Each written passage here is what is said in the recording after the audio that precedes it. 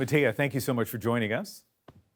Thank you so much for having me. By your own count, it's been more than a dozen interviews so far about Jeopardy, media all across the country. What's this newfound celebrity been like for you?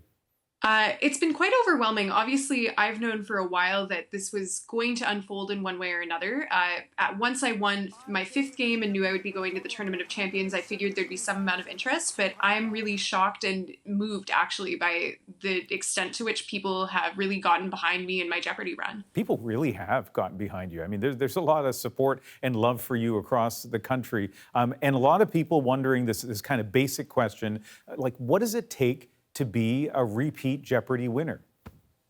Well, the first thing I think it takes is a lot of luck. I would say you need luck, first of all, to even get to the stage where you're going to be competing. It takes a good memory. It takes a thirst for knowledge, I would say, because certainly I wasn't studying up in preparation for going to Jeopardy, and then that's how I learned all the responses I was able to give.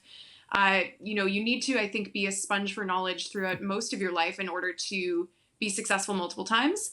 And there's a strategic element to it too, and you have to try and make sure that you're playing the game in a way that's going to maximize your chances of victory. Yeah, you're being modest, obviously. You need to have a really big brain filled with a lot of information, being able to handle and process that information very quickly, all of which you've managed to do. And you need to have a tolerance for kind of cheesy moments in an interview by an interviewer. And we're going to have one of those cheesy moments now because we're going to play a little Jeopardy. So please bear with us. 3 questions for you. I'll give, you know how this works, the answer, and you have to respond in the form of a question. You ready for this?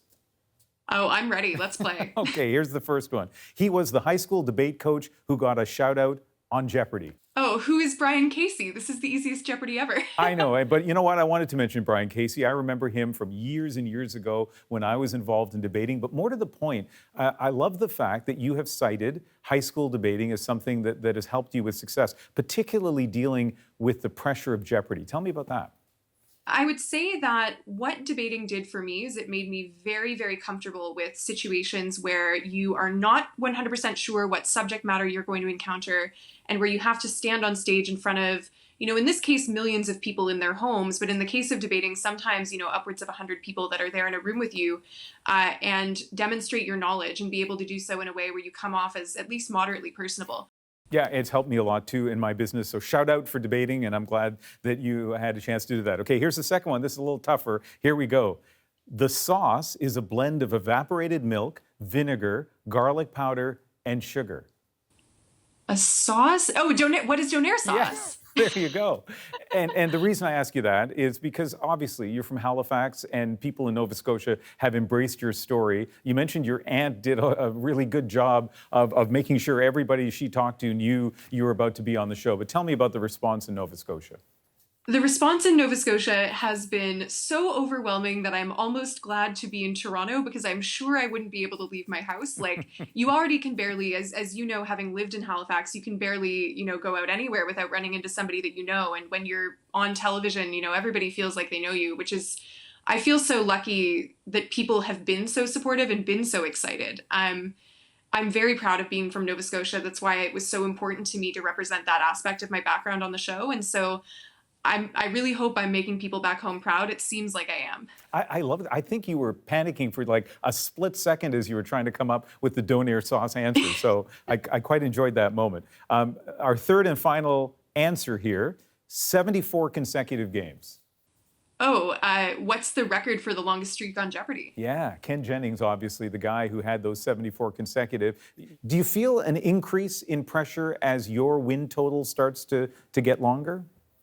So as I was playing through the games, actually, I think I felt a decrease in pressure as I went through because I never expected to go down and win even one game, let alone, the 9 games that have aired so far. So for me, everything past the first game and famously I sort of said, well, now I can pay off my student loans. Beyond that, everything was gravy because that was my wildest possible dream when I got the call to go on Jeopardy was, wow, it would be awesome if I was able to win enough money to pay off that debt. Did you say your student loan is My student loan is paid off. Congratulations. That's it. There it is. It's gone. No, so I think as the shows continued to tape, I just started having more fun with it because I thought, how often do you get to play one game of Jeopardy, let alone multiple?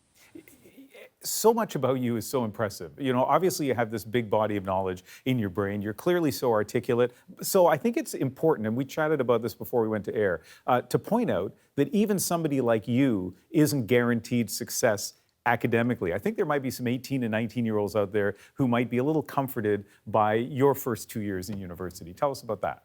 Yeah, absolutely. So I was a great student all through high school. And then a funny thing happened, which was that I started university at 16. I turned 17 about 2 years into it. And I think that for a lot of people making the transition from high school to university, especially if you end up moving to a different city or a different province as I did, it can throw you off your rhythm in a pretty significant way. And so I spent a lot too much time taking naps during the day instead of going to class, too much time listening to Best of the Smiths on repeat all night.